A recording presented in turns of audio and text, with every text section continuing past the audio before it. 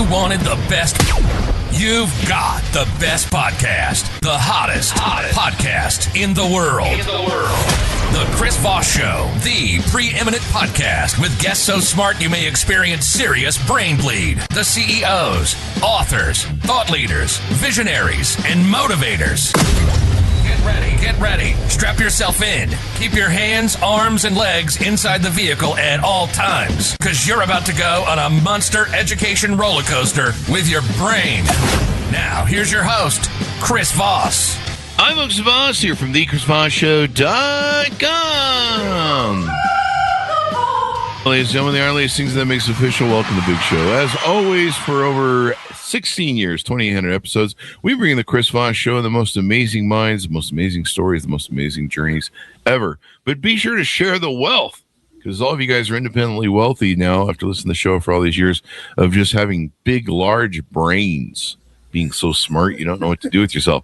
So share the wealth. Go to goodreads.com/Chris Voss, LinkedIn.com/Chris Voss, Facebook.com/Chris Voss, and YouTube.com/Chris Voss. Opinions expressed by guests on the podcast are solely their own and do not necessarily reflect the opinions of the host or the Chris Voss Show. Some guests of the show may be advertising on the podcast, but it is not an endorsement or review of any kind. He's been on the show twice before. He's returning for a third episode for his third book called Grasp the Nettle, An Appreciation of the Bold Life of Bishop Willim Swing by John Weiser. We're going to get into it with John and find out all the deets and all the great stuff about this story. We kind of touched on it in some of our other interviews that we did with him as well. Welcome to the show, John. How are you? Fine, thanks. Delighted to be with you again. Delighted to have you again. You're just, it's almost like deja vu, twice. So give us a .com's websites, wherever you want people to find you on the interwebs. At www.johnwweiser.com. All right. And anything, give us a 30,000 overview, what this book's about and what's inside. I'm a great admirer of Bishop Swing. As I was thinking about it, I thought I should write something about him. And the impetus was my 90th birthday party a few years ago. And I had invited Bishop Swing so that my children who were coming to the birthday party could meet him. Unfortunately, it was high time for the what do we call that thing? COVID. Oh, and yeah. His wife has a serious lung problem. So at the end, he said he really couldn't take the risk of coming. Yeah. So he wasn't there. So I decided I'd write something for my children so to know a little bit about Bishop Swing. So that's what led to the book. And what's inside? It's basically his life, a memoir of his life, or a, what do they call that? Autobiography, but an approved autobiography or something like that. I forget the name. Term they use. Not really. It's a series of episodes from his life. Oh, okay. And after each one, I put little lessons my children could learn from this episode. Ah. For example, the first episode is the AIDS crisis in San Francisco. San Francisco was the epicenter of the AIDS because all the men who had AIDS in the country came here because there were a lot of other people who had the same problem. So they felt they'd have some people who understood their problem. Whereas at home, they were basically put into a closet and ignored. They were like the lepers in the old days. People stayed away from them for fear of catching it. Yeah. But that's not Swing style. He rented an apartment down in the AIDS district and went there every week to meet people who had AIDS, to talk to them about what it was like, what they were thinking about, what their issues were.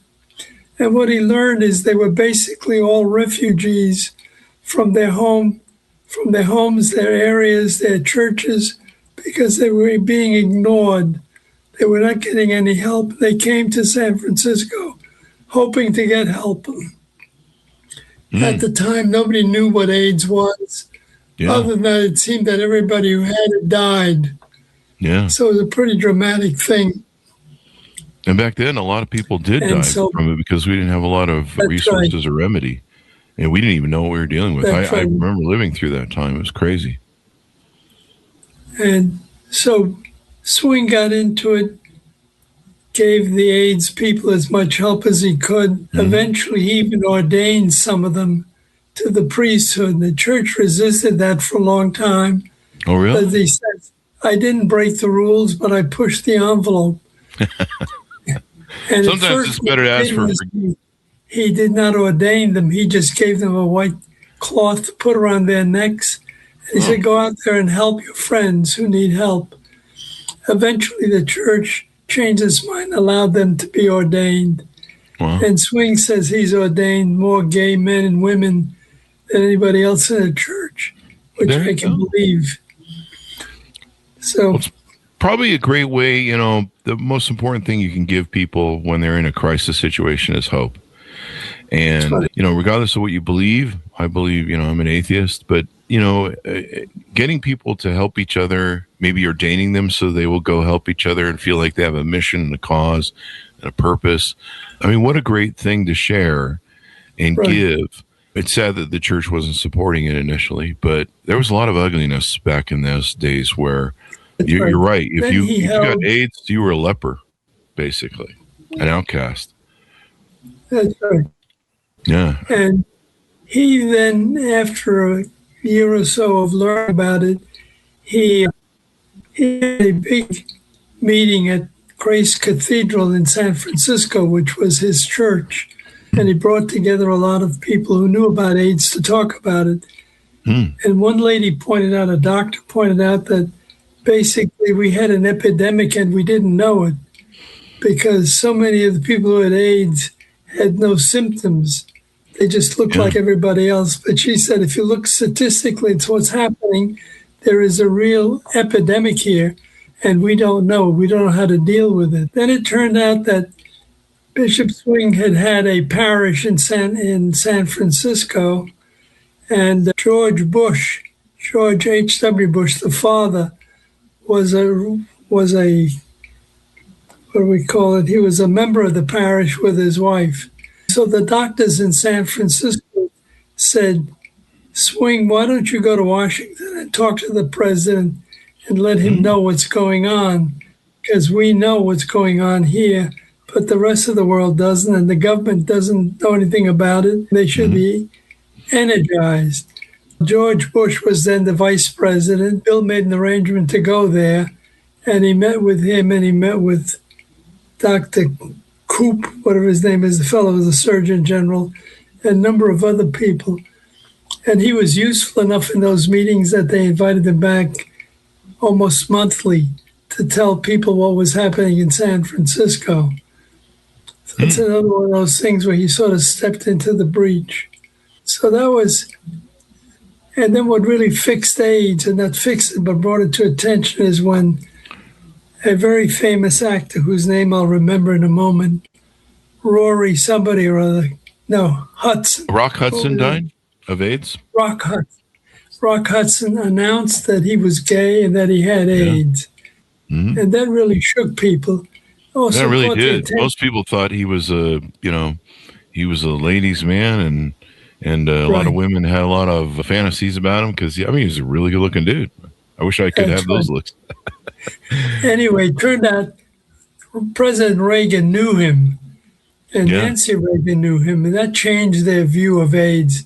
They had been very leery of getting anywhere near it or providing any help. But finally, when Rock Hudson showed up, the president relented, and eventually the government started doing some things to help the AIDS community. So that was Bishop Swing and the AIDS episode. The second episode had to do with the United Nations. The United Nations had been formed by a treaty signed in San Francisco at the end of the war in 1945. And in 1995, they wanted to have a 50th anniversary celebration in San Francisco. So they arranged for that. Then someone called Bishop Swing and said, you have this beautiful cathedral. Would you mind inviting the leaders of the world's religions to come and celebrate the 50th anniversary of the United Nations? So he said, okay. Then he went home and he thought about it. He said, I don't know any leaders of the world's religions. But he went about and he got a lot of distinguished people to come to the meeting. and they had a nice celebration at Grace Cathedral while the United Nations was having celebrations in local hotels. But later, after he thought about it, he said, how is it that the nations of the world have a situation where they can meet and talk to each other, a structured setting like the United Nations, and the religions of the world have nothing like that? We should be talking to each other. So he decided he would try to form a united religions to parallel the United Nations. Oh, wow. And he took a sabbatical from his job as bishop and borrowed some money from a bank and took a trip around the world with his wife to meet the leaders of the world's religions. And he met a lot of them, very distinguished people. And basically the answer that he got is most of them said not interested. Really? And he thought about it. He said, really, when you think about it, the people who are in charge of their religions are busy trying to promote their religion and move it forward and make it successful. And in those days, they had very little interest in talking to other people. And in fact, the Catholic religion, one of the world's largest religions, said, look, we don't want to sit at a table with some new group that was formed last week that claims it's a religion. It's just not our style. So when they said no, they wouldn't do it. One of the people that Bishop Swing had interested initially, Mother Teresa, said she would help, but when the church said no, she pulled out of the situation. Wow.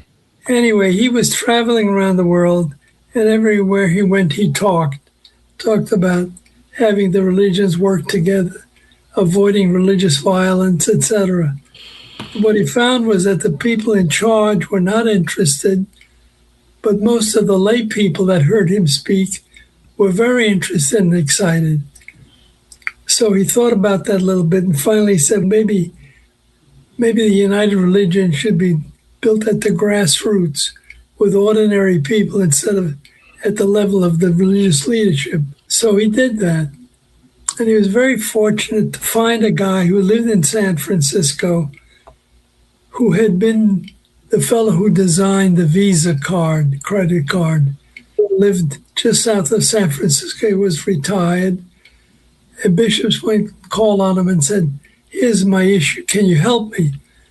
And the fellow said, I will only help you if you will not follow the normal pattern of organizations, which is that decisions come from the top down.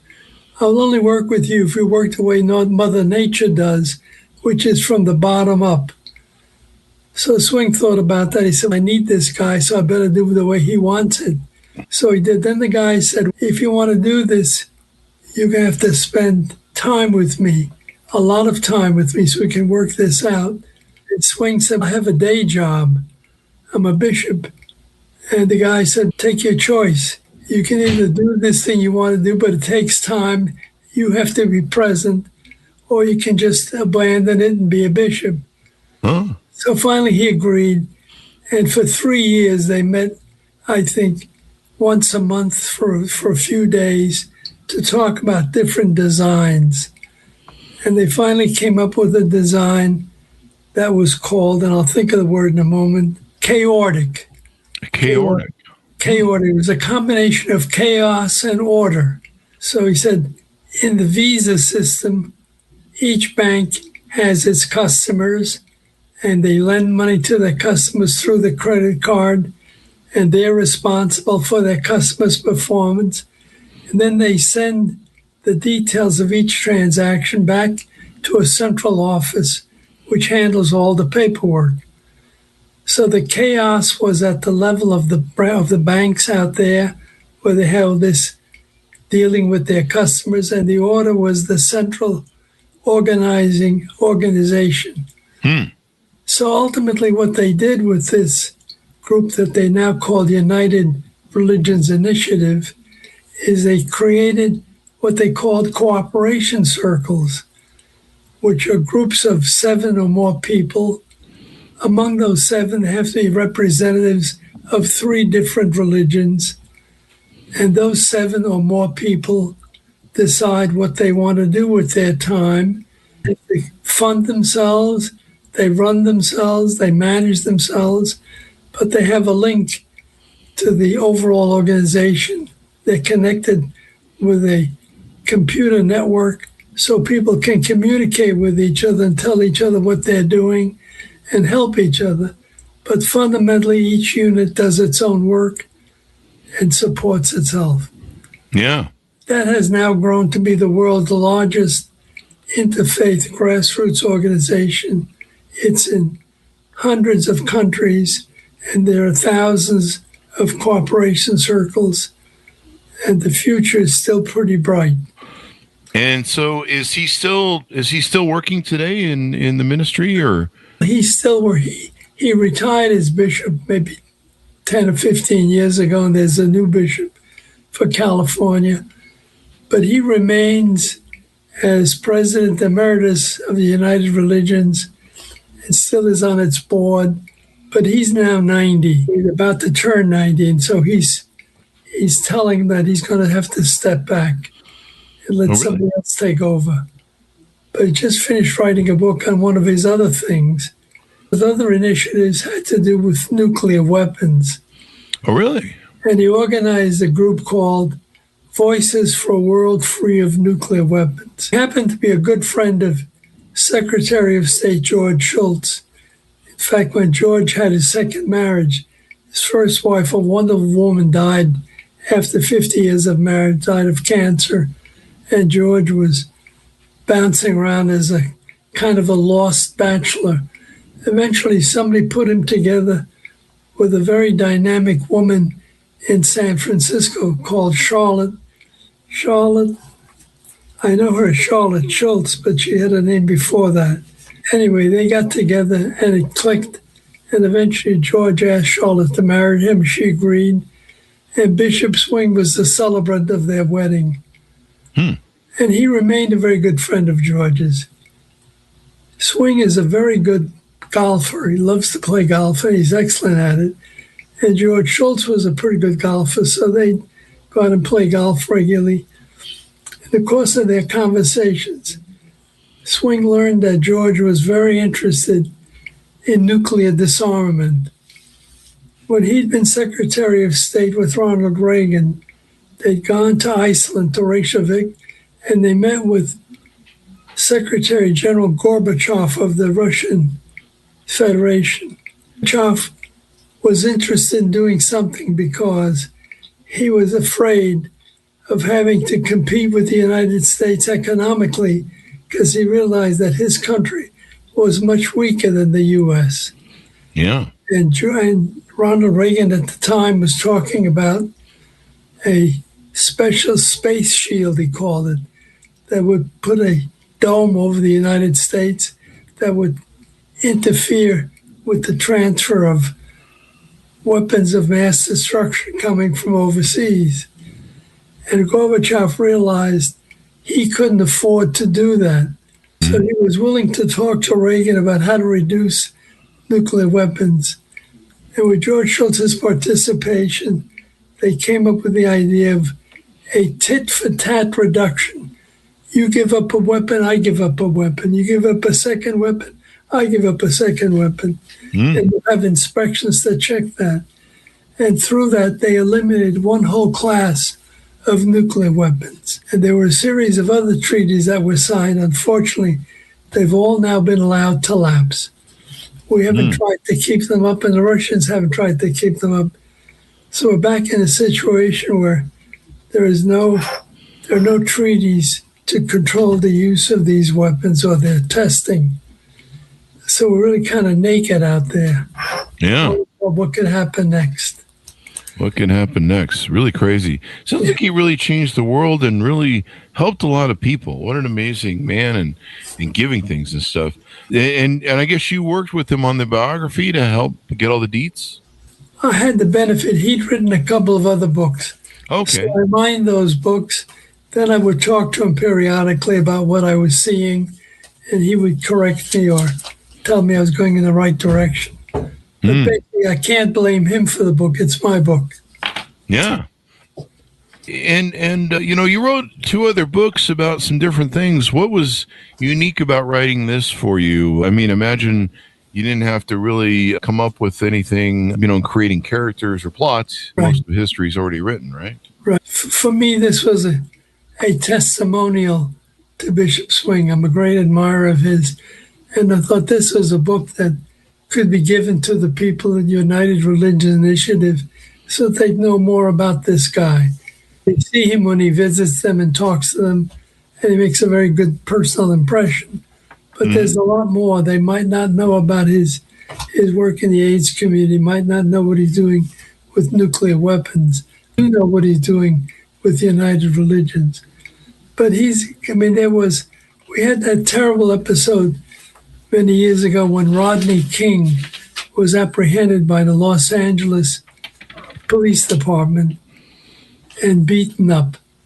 And when the cops were beating up Rodney King, they didn't know that there was a civilian standing nearby with a new video camera, and they videoed the whole thing.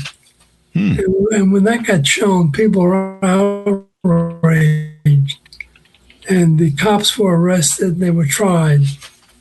But what happened was, in the trial, all the cops were acquitted. And when that news came out, it started those terrible riots in Los Angeles were for, 10 days. People were behaving terribly. Shops were burned. Lots of destruction. So Bishop Swing thought about that. He said, what can I do? So he convened a number of African Americans in his diocese and he met with them for a few days, and they talked about what they could do. And what he realized is that there was significant economic discrepancies between blacks and whites, and significant inability on the part of blacks to access banks, access loans, because there was in those days what was called redlining, where the banks would redline an area, and the message was, don't lend to anybody in that area, don't take any mortgages in that area. So the poor blacks couldn't get much money to open a business or run a shop, etc. So Bishop Swing met with these guys and they talked about what they could do. They came up with what was called a development bank. And the difference is that a regular bank collects money, gets deposits, let's say in a black neighborhood, but then it takes that money and it lends that money in white neighborhoods where they feel more comfortable and they feel their money is safer. So the poor blacks are putting deposits in the bank, but they don't get the benefit of them. A development bank tries to keep the money in the community where it raised it. So they found there were 1 or 2 other developments of banks around. They figured out what they did and formed one. Bill Clinton got elected and he said he liked development banks and he's going to support them. So Bill went to Washington, but nothing ever came of it. Clinton's government did not do very much for the development banks, but the California Development Bank that Bill formed with his constituents is still in business, was recently got an award for its performance, and it's doing well.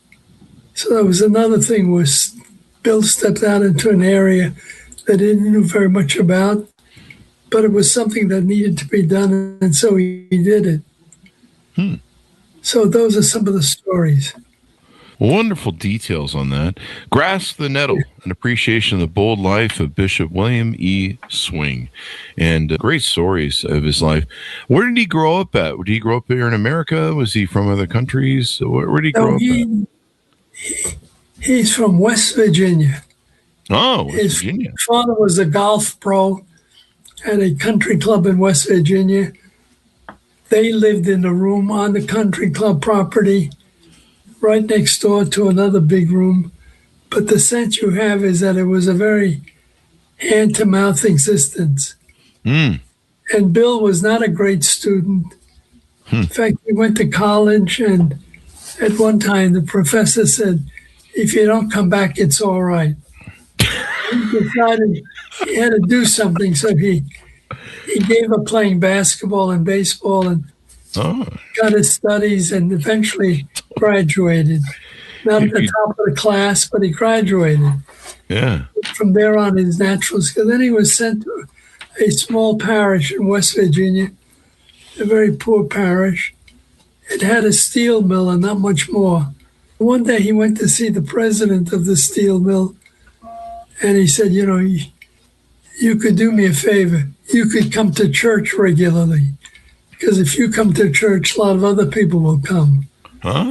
So the guy came. Then one day he went to see the guy, and he said, we need some money. So the fellow said, how much do you need? He says, a couple of $1,000. The guy brought him a check. The bill went out. He said, oh, my God, I'm an entrepreneur. I can raise money. And before he left that parish, they built a new church. The parish was pretty successful.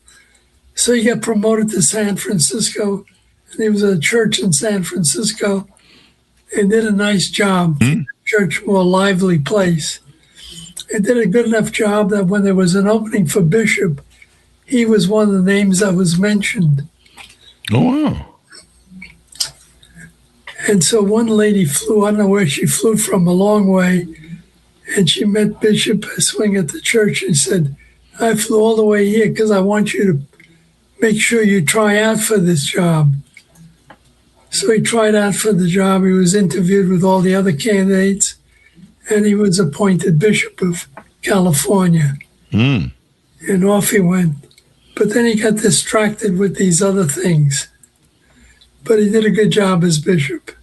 Anyway, he's quite a guy. I was happy to write this little book about him.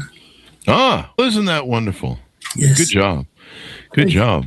It's pretty amazing stuff that you have here in this book and the other books you've written, and really inspiring. So as we go out, give people a final pitch on the book and tell them where they can find you on the interwebs.